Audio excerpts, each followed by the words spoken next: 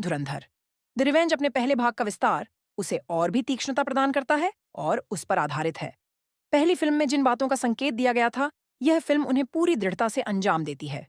अधिक हिंसा, व्यापकता, भावनात्मक आघात और प्रतिशोध की कहीं अधिक गहरी सनक। आदित्य धर ने फिल्म का लगभग पूरा भार रणवीर सिंह के हमजा अली मजारी पर डाल दिया है और यह एक स्पष्ट रूप से निर्णायक निर्णय है। यह अब केवल भू राजनीति या जासूसी की कहानी नहीं रह गई है। यह एक युद्ध फिल्म के रूप में प्रस्तुत चरित्र प्रधान कहानी बन गई है। पंजाब के एक आदर्शवादी युवा सिपाही जसकिरत सिंह रंगी से लैयारी के खूंखार राजा और फिर भारत के जस्सी बनने तक हमजा की यात्रा फिल्म की भावनात्मक शक्ति का स्रोत है। पहचानों के बीच यही उतार चढ़ाव फिल्म को एक अनोखी झकझोर देने वाली गहराई प्रदान करता है। धर ने इस फिल्म में अपनी सिनेमाई शैली को और भी आगे बढ़ाया है। अगर पहली फिल्म घुसपैठ पर आधारित थी, तो यह फिल्म विनाश पर केंद्रित है, व्यवस्थित, निर्मम और लगभग सटीक तरीके से। फिल्म हमजा को केंद्र में रखकर आतंक की मशीनरी का दृश्य दर दृश्य विश्लेषण करती है और पाकिस्तान के आतंकी नेटवर्क को भारत से जोड़ने वाली हर कड़ी को उजागर करती है। यह आक्रामक कहानी है, लेकिन अपनी पकड़ कभी नहीं खोती। यह कहानी पहले भाग के अंत से निर्बाध रूप से आगे बढ़ती है और 6 अध्यायों में फैली हुई है। हर अध्याय हमजा के व्यक्तित्व को और गहरा करता है। इससे उसका व्यक्तित्व नरम नहीं होता, बल्कि उसकी कमजोरियां और भी मजबूत होकर हथियार बन जाती हैं।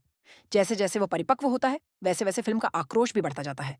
इसमें एक निरंतर सुलगता हुआ संदेश है। भारत के कमजोर होने की धारणा को न केवल चुनौती दी जाती है, बल्कि पूरी तरह से मिटा दिया जाता है।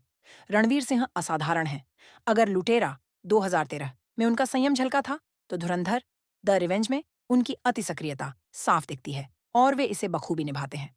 उनका अभिनय सिर्फ कला का नहीं, बल्कि शक्ति का भी प्रदर्शन है। जसकिरत के रूप में उनकी खामोशी दिल को छू जाती है। वहीं हमजा के रूप में उनका विस्फोट लगभग पौराणिक लगता है। इस फिल्म में एक तरह का बेपरवाह और जोशीला अंदाज है, जो इसे और भी शानदार बना देता है। सिंह ने फिल्म को अपने हाथ में लिया है और अब तक का अपना सबसे भावुक, सबसे कुशल और सबसे दमदार प्रदर्शन दिया है। सहायक कलाकारों को आखिरकार वो जगह मिल गई जिसके वे हकदार थे। संजय दत्त, अर्जुन रामपाल और राकेश बेदी को ऐसी भूमिकाएं दी गई हैं जो दिखावटी नहीं लगती। गौरव गैरा और दानिश पंडोर भी अपनी उपस्थिति को सार्थक साबित करते हैं। उनमें से प्रत्येक अपनी एक अलग पहचान लेकर आता है। दत्त की गंभीरता, रामपाल का संयमित दबदबा और बेदी की आश्चर्यजनक गहराई। उन्हें इन भूमिकाओं में पूरी तरह से ढलते देखना संतोषजनक है, जिससे यह सवाल उठता है कि इतने लंबे समय तक उनकी प्रतिभा का उपयोग क्यों नहीं किया गया।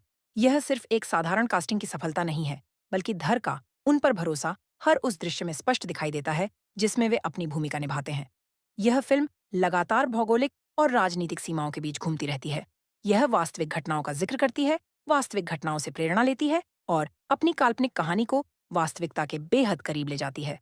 पाकिस्तान में गैंगवार से लेकर भारत के आंतरिक उथल-पुथल तक, नोटबंदी के संदर्भों से लेकर बाबरी मस्जिद के फैसले तक, धर एक ऐसी दुनिया बुनते हैं जो जानकारी से भरपूर है, भले ही वह अनुमान पर आधारित लगे। कई बार आपको आश्चर्य होता है कि क्या वह वास्तव में जितना दिखाते हैं, उससे कहीं अधिक जानते हैं। मानो उन्हें इस युग के बाकी फिल्मकारों की तुलना में देश की गंभीरता, उसके कामकाज और राजनीति के बारे में कहीं अधिक जानकारी हो। और यही तनाव फिल्म के पक्ष में काम करता है। इस फिल्म की सबसे खास बात यह है कि इसमें राजनीति को किस तरह पेश किया गया है। यह न तो इसे छुपाती है, न ही नरम करती है और न ही इसके दृष्टिकोण को छिपाती है। इसमें स्पष्ट वैचारिक संकेत हैं, जैसे कि अदम्य छाए वाला और उत्तर प्रदेश के एक खास ईमानदार शासक का जिक्र। यहाँ तक कि सत्ता संरचनाओं के प्रति खुलेआम प्रशंसा के क्षण भी हैं, लेकिन इसके बावजूद कहानी इन सब बातों के बोझ तले दबकर कमजोर नहीं पड़ती।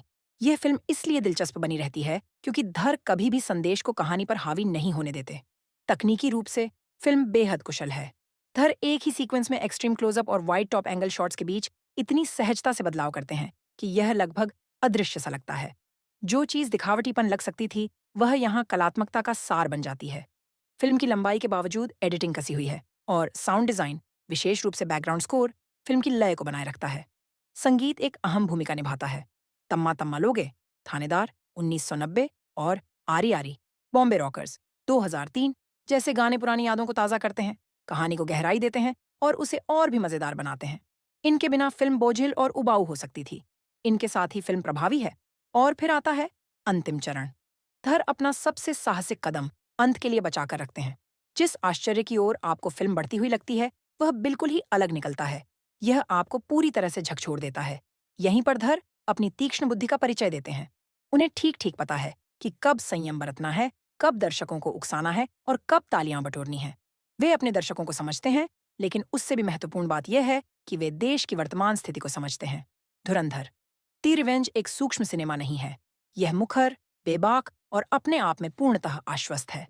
लेकिन इस मुखरता के भीतर एक सुनियोजित रणनीति, नियंत्रण और एक स्पष्ट सिनेमाई शैली छिपी है।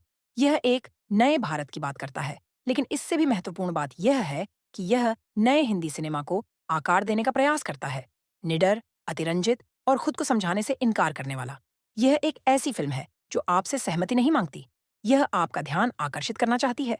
और जब आपको लगता है कि आपने इसे समझ लिया है, तो यह आपको एक चेतावनी, लगभग एक चुनौती के साथ छोड़ देती है। और हमारा विश्वास कीजिए, आप अभी भी इसके लिए तैयार नहीं हैं।